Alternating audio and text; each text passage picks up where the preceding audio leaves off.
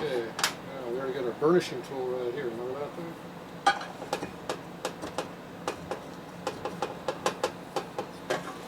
Beat it all the way through and it makes it bigger.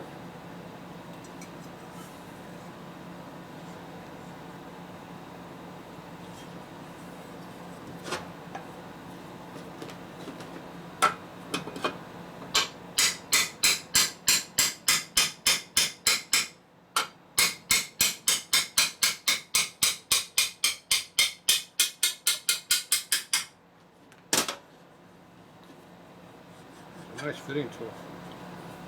This is the best one I've had. It's made perfect. Easy to fight you and it's made wrong. This one's perfect for what I'm doing it for. I really should keep this one because it's really, really nice.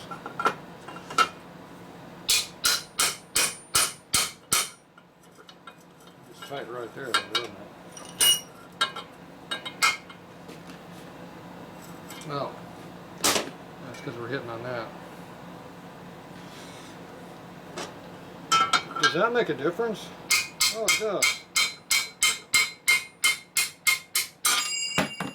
Ooh, she's out.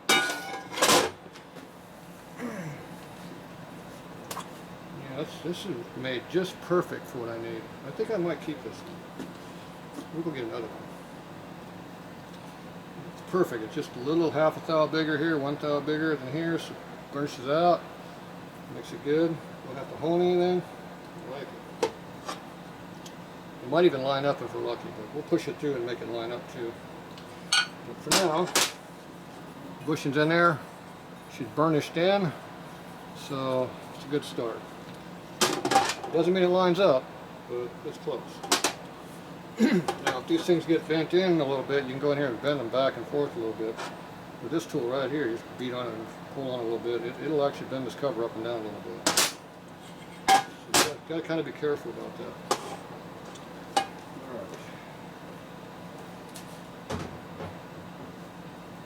I like this tool. We're going to keep that one. Okay, these bushings here are no longer being used for that. Okay.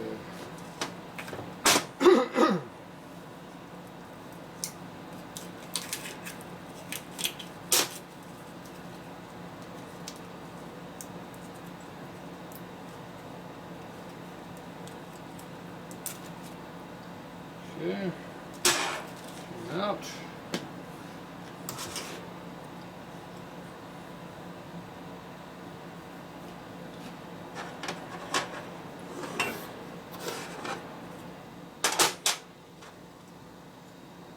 These be pressed in. Pressed in and pressed out. We'll show this time, unlike the Timken bearing. Same process, just different piece.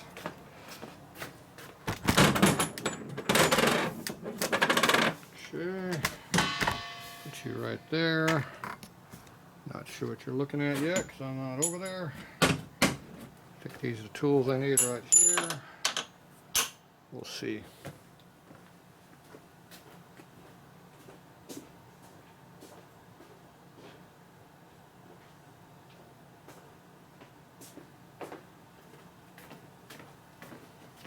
Okay. Now, unlike new cases, these are strong. You can actually press on them and not break them. So we don't have to support the main bearing. We just press the damn thing in and out. They don't break like new bikes do. Okay, so we're going to use our small diameter one. It'll be this one right here.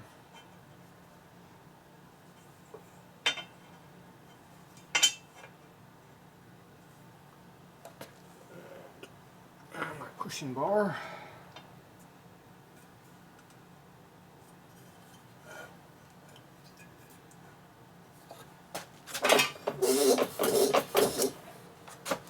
Okay, let's see what happens. It came out quick until I hit the bottom. That's where my race hit. The tool's too big. Yeah, you know what? I think like this piece. Not really. How about this one? Not quite the right size. That one's a little bigger. That'll work.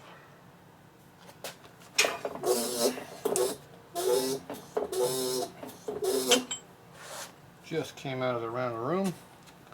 Okay, we're not using that again. Okay, that came out pretty easy. Okay, now we gotta flip it over.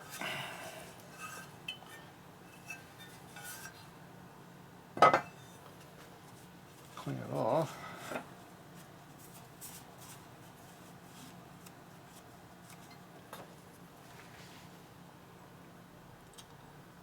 Line it up. Push it in. And make sure it sits flat though too. Pretty flat. Actually feels pretty flat. Okay.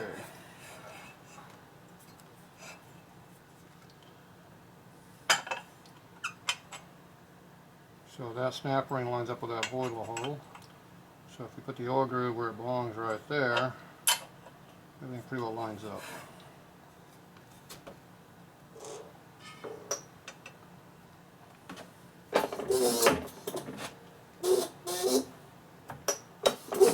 Go in, loosen up, let it center, and run it down. That's all it takes to do that. You put your 2 set screws in there and that's installed. No fancy tools needed.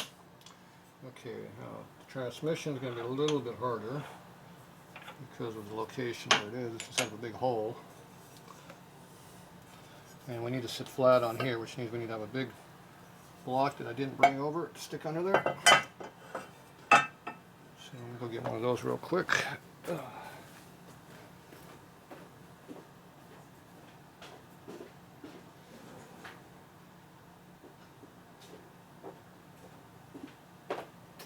Okay, one big block. Pull that out.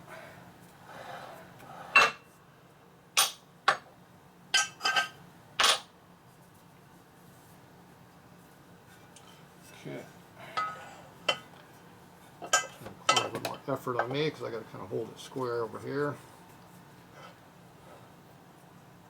You know, install all this crap. I did not check to make sure that's the right size either. It seems like it is.